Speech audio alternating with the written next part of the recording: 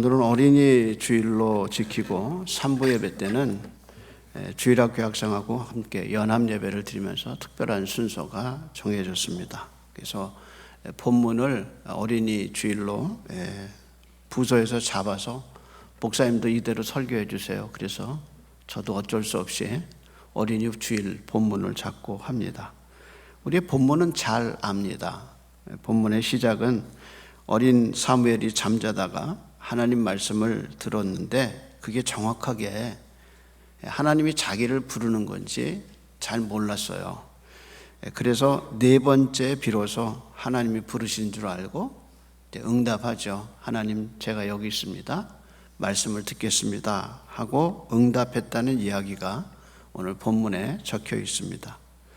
이 이야기는 사람이 구원받는 것이 나이에 달려있지 않다는 걸 보여줘요. 우리는 아이들이 어리기 때문에 하나님 말씀 이해하지 못하고 하나님의 부르심을 이해하지 못한다고 생각하지만 그렇지 않아요. 하나님의 부르심은 그분의 주권에 있지 사람의 나이에 많고 적음에 있지 않다는 걸 알아야 합니다. 하나님은 바울이 중년이 됐을 때 부르셨어요. 근데 디모데는 어려서부터 부르셨어요. 어쩌면 모태신앙의 세례 요한은 태중에 성령의 충만을 경험했어요. 신기하죠? 시편 110편 3절에 보면 이런 말씀이 있습니다. 주의 권능의 날에 주의 백성이 거룩한 옷을 입고 즐거이 헌신하니, 그 다음 말이 새벽 이슬 같은 주의 청년들이 주께 나오는도다 그랬어요. 하나님의 부르심이 청년들에게 임했다는 거예요. 그러니까 사람의 부르심, 하나님의 부르심은 인간의 나이에 좌우되지 않아요. 하나님 그분의 주권에 의해서 때로는 태중에서 부르시고 때중에 노년에 부르고 어떤 사람은 청년 때 부른다는 거예요. 근데 어렸을 때 부름받은 사람이 행복해요. 그래서 노년에 이제 늦게 나이 60, 나이 70 이래서 예수님 믿는 사람들의 고백을 들어보세요. 왜 진작 내가 예수 안 믿었나? 그거 후회하는 거예요. 그러니까 젊은 시절 죄 많이 짓고 나중에 예수 믿자, 그거 어리석은 소리예요. 그러니까 태부터 세례 요한처럼 성별되고 구별되고 태중에서 성령을 경험할 수 있다면 인간이 가질 수 있는 최고의 축복이라고 생각해요. 어렸을 때 믿는 게 복입니다.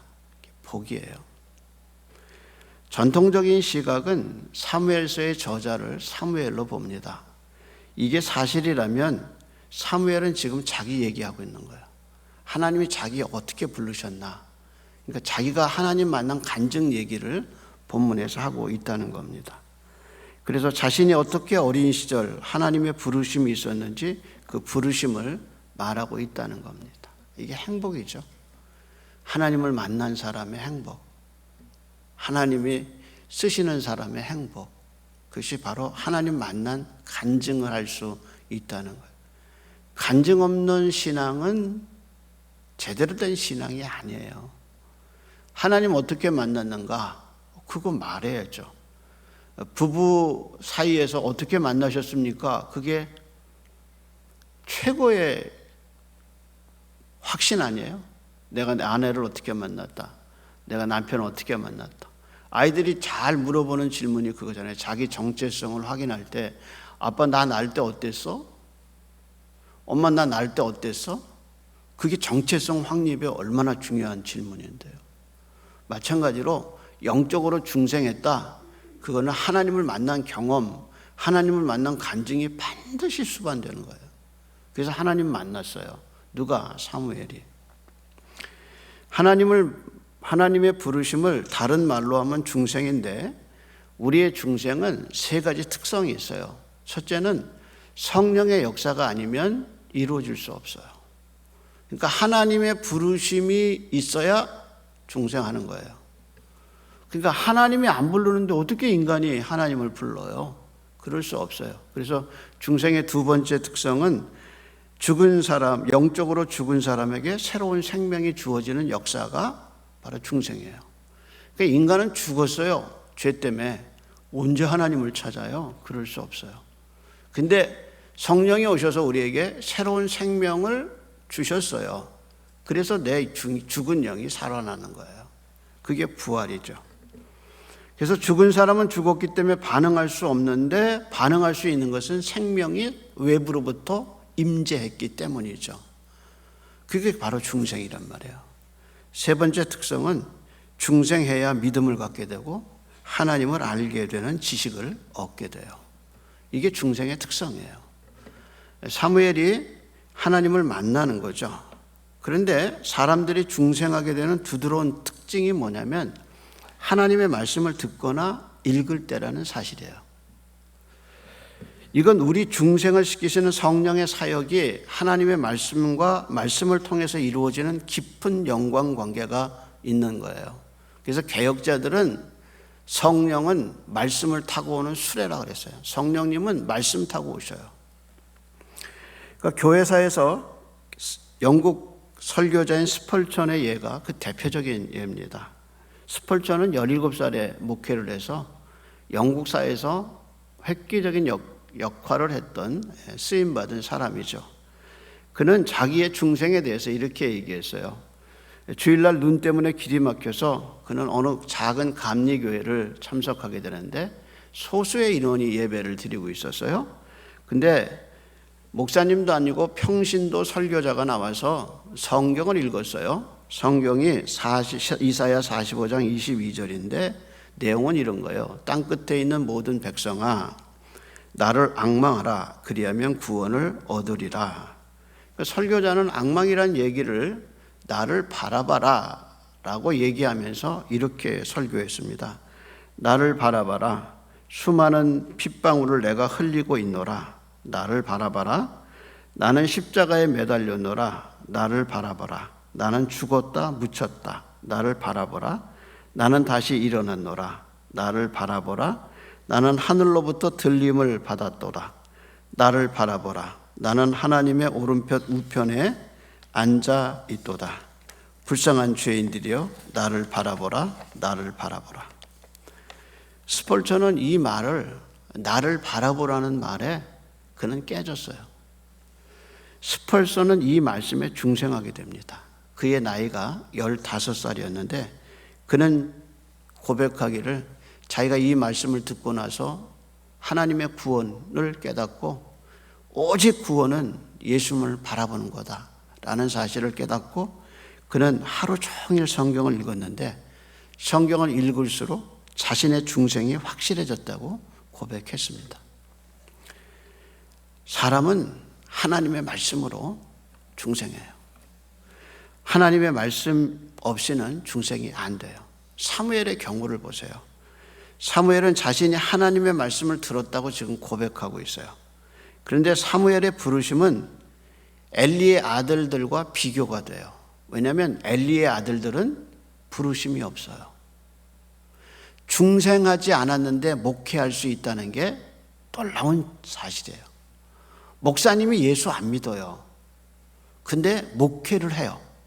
성경을 안 믿는데 교수를 해요. 예수님 부활, 십자가의 죽음 안 믿어요.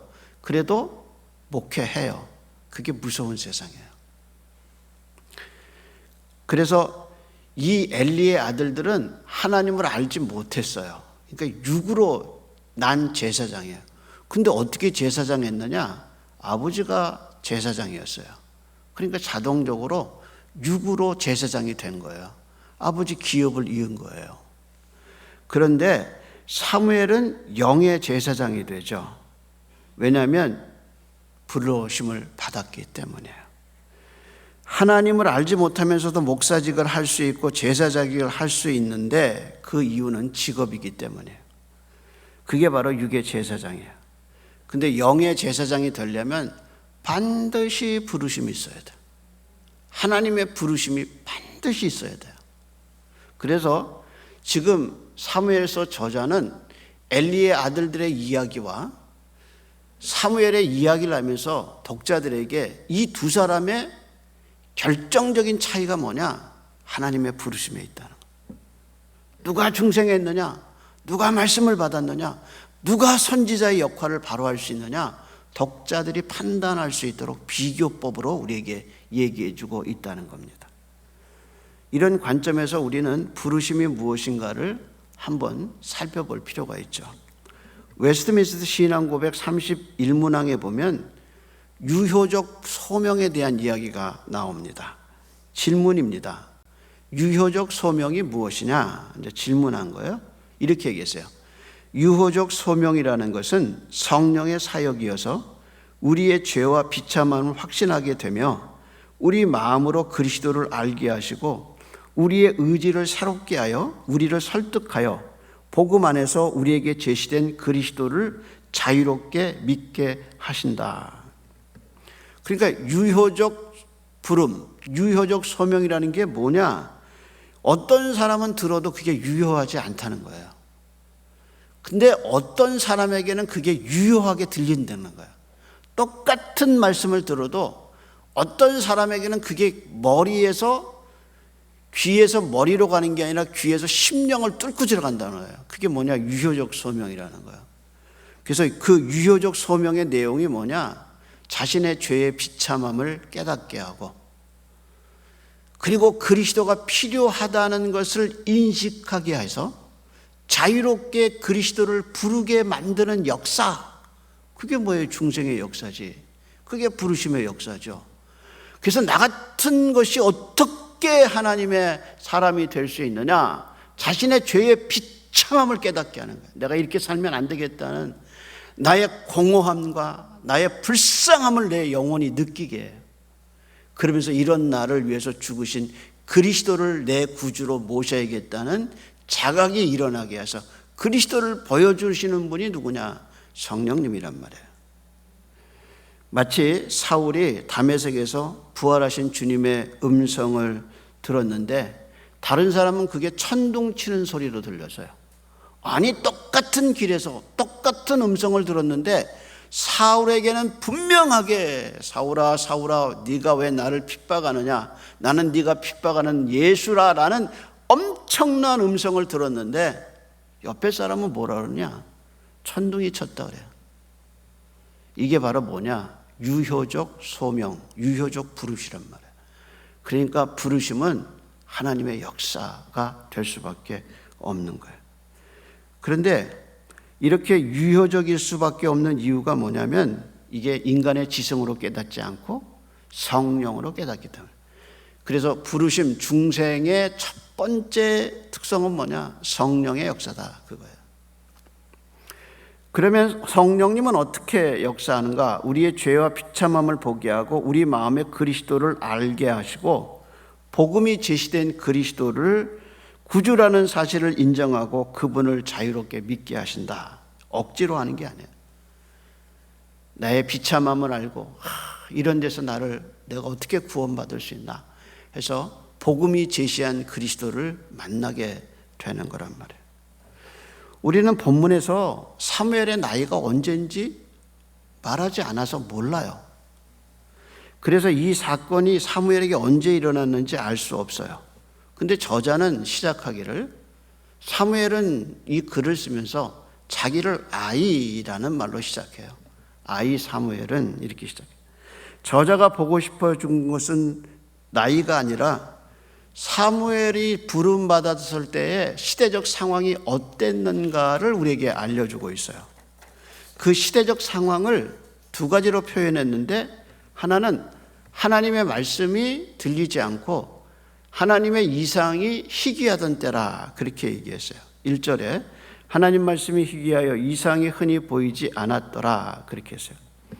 여기서요 희귀하다는 말은 귀하다는 말이에요.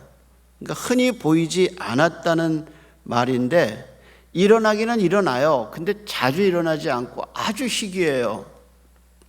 그래서 세머적 성경은 이걸 뭐라고 얘기했냐면 이렇게 얘기했어요. 주께서 말씀하여 주시는 일이 드물었고 환상도 자주 나타나지 않았다라고 그렇게 했어요. 그런데 1절을 읽으면서 그럼 왜 하나님의 말씀이 희귀하고 왜 환상이 자주 보이지 않았을까 하고 이상하게 생각하는데 그 이유를 2절에 얘기했어요. 2절 한번 볼까요? 뭐라고 그랬나 보세요. 2절에 엘리의 눈이 점점 어두워가고 잘 보지 못하던 그때 그가 자기 처소에 누웠고. 그러니까 이상이 들려지지 않았고 보이지 않았는데 그 이유가 뭐냐면 2절에 뭐라 그랬어요? 엘리의 눈이 점점 어두워가서 잘 보지 못했어요. 그리고 그가 어디에 있었어요? 처소에 누워 있었다. 그렇게 얘기했습니다. 이 두 개의 사건은 별개가 아니라 밀접해요. 다시 말해서 하나님의 말씀이 희귀한 이유는 하나님이 말씀하고 싶어도 자기 말을 들어줄 사람이 없는 거예요. 하나님이 보여주고 싶어도 눈을 열어서 그 하나님의 꿈을 볼 사람이 없는 거예요. 그래서 1절과 2절은 뗄래야 뗄 수 없는 동전의 양명성과 똑같은 거예요. 그러니까 하나님의 말씀을 들을 만한 선지자가 없고 하나님의 비전을 볼 만한 리더가 없었다는 거죠. 그래서 여러분 사무엘서의 맨 마지막이 어떻게 끝나요? 사울이 죽는 이야기로 끝나는데 사울이 죽기 전에 상태가 어땠느냐? 엘리 상태하고 똑같았어요. 그래서 뭐라고 얘기했느냐? 사울이 죽기 전에 마지막 한 일이 엔돌에 있는 무당을 찾아가죠. 무당을 찾아간 이유가 뭐냐? 이렇게 얘기했어요. 하나님이 꿈으로도 우림으로도 선지자로도 대답하시지 않는다. 그거예요. 하나님이 자기에게 아무 말씀을 안 하는 거야. 왜? 말해야 무슨 소용이 있어요? 따르지도 않는데. 그렇잖아요. 보여줘야 무슨 소용이 있어요? 따르지도 않는데.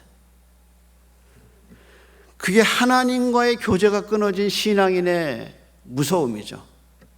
죄 속에 있어가지고 하나님의 말씀이 안 들려요.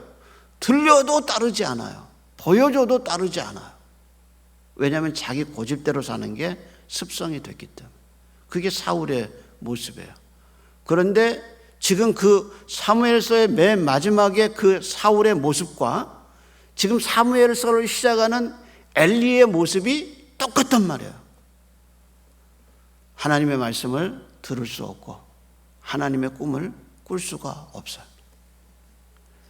이런 상황 속에서 하나님이 엘리 사무엘에게 말씀하고 있다는 겁니다.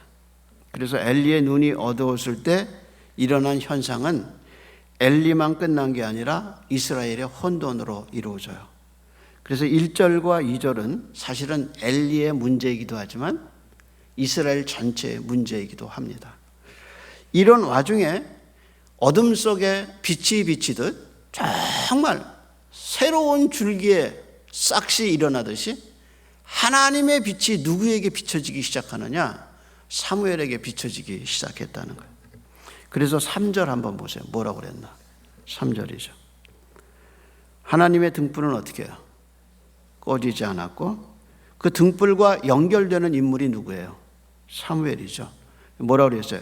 사무엘은 하나님의 궤에 있는 여호와의 전 안에 누웠더라. 이렇게 얘기합니다. 따라서 어둠에 빛이 비치듯 새로운 역사가 시작되는데 그 말씀이 3절에 여호와의 등불이 꺼지지 않았더라. 이렇게 얘기했어요. 그럼 여호와의 등불이 꺼지지 않았다는 말이 구체적으로 성막에서 어떤 시간을 가르치냐? 그래서 아직 새벽이 왔다는 거야. 새벽이. 그래서 사무엘의 부르심은 뭐로 시작되느냐? 새벽으로 시작돼. 이제 이 등불이 새로운 하나님의 역사가 시작됐다는 거죠. 그리고 하나님이 사무엘을 몇 번 부르시느냐? 3번 부르셔요. 그게 근데 무슨 소리인지 잘 몰랐어요. 그런데 4번째 하나님의 음성을 듣고 순종하게 되죠. 그렇다면 이 이야기가 우리에게 주는 영적 교훈이 뭘까요? 하나님은 이 말씀을 통해서 우리에게 무엇을 말씀하실까요? 그것은 하나님은 지금도 꾸준히 사람을 부르신다. 본문에 부르시는 하나님의 모습과 그 부름을 듣는 사무엘의 자세가 비교되고 있어요. 근데 놀라운 것은 하나님의 부르심은 변함이 없다는 거예요. 우리는 누굴 부르죠? 누구야 하고 이름을 불러서 못 들어요. 그럼 어떡하죠? 소리를 더 높여요. 그래도 못 들으면 어떻게 해요? 쫓아가죠. 그렇잖아요? 하나님이 사무엘을 부르는 장면을 잘 보세요. 그분은 처음이나 4번이나 똑같아요. 사무엘아, 사무엘아. 그런데 그것에 응답하는 이 사무엘의 자세와 사무엘을 부르는 하나님의 일관성은 똑같아요. 이 말은 무슨 말이냐? 못 듣는 것이 우리지 부르시는 하나님은 변함이 없다는 거예요. 참 하나님의 사랑이 거기서 놀라운 거예요. 못 들으면 더 크게 부르시던가 아니면 그만두시거나. 하나님은 그러지 않아요. 하나님은 항상 일정하셔요. 하나님의 음성을 듣고 싶으세요? 성경을 보세요. 하나님의 음성을 듣고 싶으세요? 당신의 예배 생활을 새롭게 해보세요. 하나님의 부르심은 똑같아요. 그분은 새벽빛에 나오는 것처럼, 그분은 태양이 나오고 달이 지는 것처럼 항상 우리에게 말씀하셔요. 뭘 통해서? 성경을 통해서, 예배를 통해서. 따라서 못 듣는 건 인간이에요. 부르시는 하나님은 변함이 없으셔요. 그래서 엘리의 눈이 어둡고 엘리가 못 들었어요. 근데 사무엘을 부르시죠. 이 장면에서 하나님은 4절에 보면 여호와께서 사무엘을 부르는지라, 6절에도 여호와께서 다시 사무엘을 부르는지라, 8절에도 여호와께서 사무엘을 3번째 부르시는지라, 그리고 10절에 보면 사무엘을 어떻게 불렀는가를 나오는데 여호와가 임하여 서서 전과 같이 사무엘아 사무엘아 부르시는지라. 10절 한번 확인해 봅시다. 10절입니다. 여호와께서 임하여 서서, 그 다음에 뭐예요? 전과 같이 사무엘아 사무엘아 부르시는지라. 그때 이제 사무엘이 말한 거예요.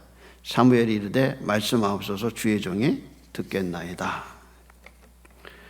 여기서 우리는 또 하나 알 수 있는 게 뭐냐면, 사람은 처음에 하나님의 음성을 들으면 그게 사람의 소리인지 하나님의 소리인지 분간을 못해요. 사무엘의 가장 큰 실수는 듣기는 들었는데 이게 사람이 한 소리인지 하나님이 한 소리인지 잘 몰라.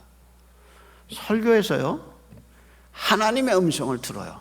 근데 이게 목사님 소리인지 설교자 소리인지 이게 하나님 소리인지 못 들어요.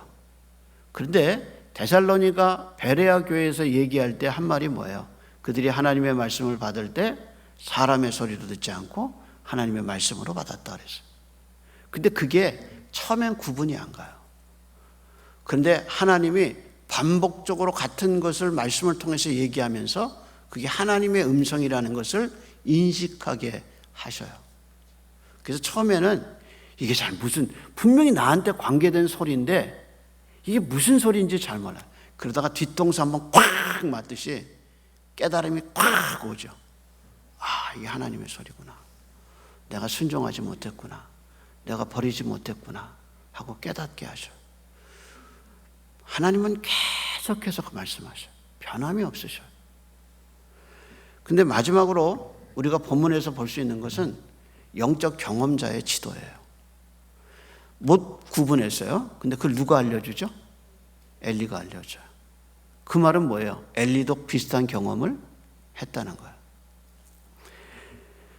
그래서 사무엘에게 가르쳐 줄 수 있었던 엘리는 그런 경험을 자기가 했다는 거예요. 그래서 가르쳐 준 게 뭐냐? 내가 여기 있습니다. 순종하겠습니다. 하는 걸 가르쳐 주죠. 그가 너를 부르거든 네가 말하기를 여호와여 말씀하옵소서 주의 종이 듣겠나이다 하라. 그렇게 했어요. 그래서 하나님이 전과 같이 나타나시고 사무엘이 거기 대고 얘기하죠. 교사가 중생하지 않았어요. 어떻게 애들한테 중생을 교리하죠? 설교하죠? 목회자가 하나님의 음성에 순종하지 않고 살아요. 어떻게 순종하라고 말하죠? 부모가 중생의 경험이 없어요. 부모가 하나님을 만난 경험이 없어요. 어떻게 아이들에게 예배를 가르칠 수 있죠? 불가능해요. 따라서 이 이야기는 당신은 먼저 하나님의 음성을 들었는가? 들은 음성에 순종하고 사는가? 부모인 당신이 라는 질문을 던지고 목회자에게 동일한 질문을 던지죠. 넌 하나님의 말씀에 순종하고 사니? 교우들에게 순종하라고 말할 수 있니? 라는 질문을 교사나 목회자에게 던지죠. 하나님은 어떤 사람을 기다리고 계시는가?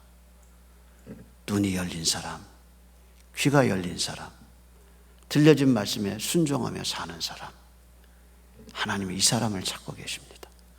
어린이 주일을 지나면서 우리 하나님의 세대가 이 교회에서, 여러분의 가정에서 사무엘과 같이 어둠 속에 빛을 발하는 자녀들이 나기를 주의 이름으로 소원합니다.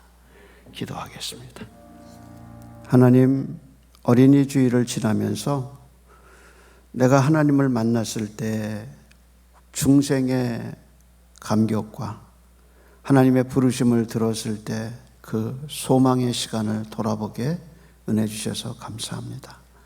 자녀들을 위해서 기도합니다. 우리 성도들의 가정의 자녀들이 하나님을 만나는 복이 있게 해 주옵시고, 성령의 역사가 우리의 자녀들에게 일어나서 주님은 그리스도시요 살아계신 하나님의 아들입니다 고백하는 신앙 고백의 역사가 일어나게 은혜를 베풀어 주시옵시고, 하나님이 어둡고 하나님이 암담한 세대 속에서 하나님의 빛을 받은 자녀들이 성서대학교회 교육부서에서 일어나게 은혜를 베풀어 주옵시고, 하나님의 사랑이 귀하게 나타나서 다음 세대를 감당할 수 있는 주의 백성들이, 새벽의 이슬 같은 하나님의 사람들이 교회 학교에서 나게 복을 입혀 주옵시고, 이 일을 감당하는 선생님들과 부모님들에게 하나님의 음성을 들려주시고 그 음성에 순종하며 사는 하나님의 사람들로 성령이여 기름 부어 주시옵소서. 이제는 우리를 사랑하사 죽으시고 부활하여 주신 우리 주님 예수 그리스도의 은혜와 당신의 아들 예수 그리스도를 바라볼 수 있도록 십자가에 높이 달리시고 하나님의 나라 보좌 우편에 앉아 땅을 통치할 수 있도록 허락하신 하나님 아버지의 그 크신 사랑하심과 이 모든 진리를 믿어지게 역사하여 주시고 우리 속에 말씀을 들려주시는 성령 하나님의 은혜가 오늘도 예배하고 기도한 모든 성도들의 심령과 그 가정 위에 이제로부터 영원토록 함께 있을지어다. 아멘.